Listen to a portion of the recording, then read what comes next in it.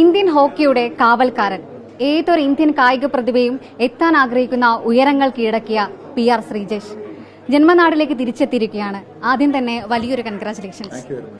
എന്താണ് തോന്നുന്നത്? എത്ര വലിയ സ്വീകരണമാണ്, എയർപോർട്ട് മുതൽ വീടെത്തുന്നവരെ കൂടെ ആളുകളാണ്, പുറത്തൊക്കെ കാത്തിരിക്കുകയാണ് കാണാനായിട്ട്. എന്താണ് തോന്നുന്നത്?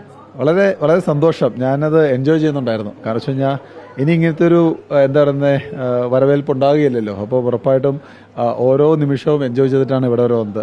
ഇത്രയും കാലം അധ്വാനിച്ചതിനും ഇത്രയും കാലം എന്തൊക്കെ സാക്രിഫൈസ് ചെയ്തിട്ടുണ്ടെങ്കിലും ഇതെല്ലാം ഇതുപോലത്തുള്ളൊരു വലിയൊരു അച്ചീവ്മെന്റ് നേടി നാട്ടിലേക്ക് വരുമ്പോൾ അതെല്ലാം മറക്കാൻ പറ്റും. അപ്പം വളരെ അഭിമാനം തോന്നുന്നൊരു നിമിഷമാണ് എന്താ പറയുക ഈ ഒരു വരവേൽപ്പ് കിട്ടിയത്.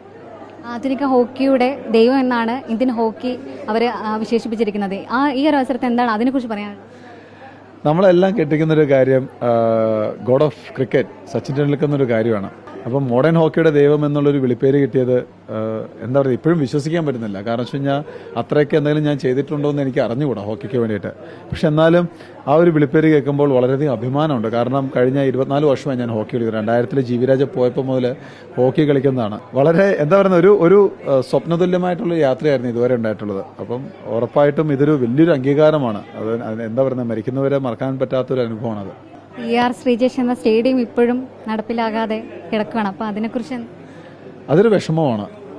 കാരണം കഴിഞ്ഞാൽ എപ്പോഴും നമ്മൾ ആലോചിക്കുന്നത് നമ്മളെ കൊണ്ട് നാടിന് എന്തെങ്കിലും വികസനം ഉണ്ടാവണം, അല്ലെങ്കിൽ നമ്മുടെ നാടിനെ ലോകം അറിയിക്കണം എന്നുള്ളൊരു കാര്യമാണ്.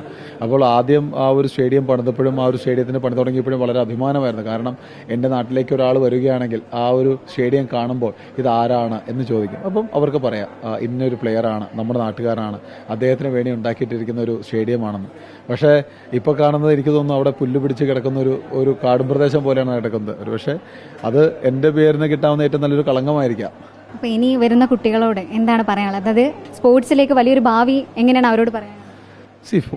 സ്പോർട്സ് എന്നുള്ളത് നമ്മൾ ആത്മാർത്ഥമായിട്ട് ചെയ്യേണ്ട ഒരു കാര്യമാണ്. ഒരുപക്ഷെ ഒരാൾ പഠിക്കുന്നതിനേക്കാളും കൂടുതൽ എഫേർട്ട് എടുക്കണം സ്പോർട്സ് ചെയ്യാൻ. കാരണം അതിന് കറക്റ്റായിട്ടുള്ള പരിശീലനം വേണം, അതുപോലെ ഡെഡിക്കേഷൻ വേണം, പാഷൻ വേണം, ഹാർഡ് വർക്ക് ചെയ്യണം.